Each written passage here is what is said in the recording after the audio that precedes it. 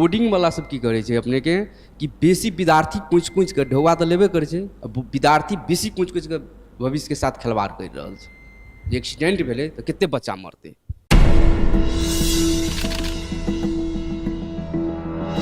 अतः भ की जाइ छै जे दात्री निकाय अहाँ के जहिना कहै छै हमरा अहाँ के देश में एक्सपेरिमेंट भ रहल छै कि हम सब अखन तक कक्षा 9 में वातावरण तथा जनस्वास्थ्य विद्या ईपीएस जे हम सब कहै छी से ईपीएस हम सब पढ़ा रहल छी। आ किस दिन से सुनम आबि रहल छै जे आब ईपीएस विषय हटा देलकै। हर एक स्कूल टीचर राखि लेने छै, बच्चा सब किताब किन लेने छै।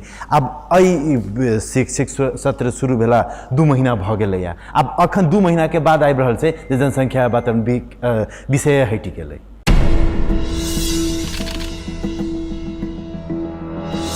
एनपैप्सन के उपाध्यक्ष आशीष झा जी, तहिना जनकपुर धाम उप महानगर पालिका के शिक्षा अधिकृत अंजू पांडे तथा जिला शिक्षा समन्वय तथा विकास समिति के उप इकाई प्रमुख देवी रंजन हुमागाई जी संगे के जनमंच में सहभागी सबके बहस यह शुक्र रात 9 बजे।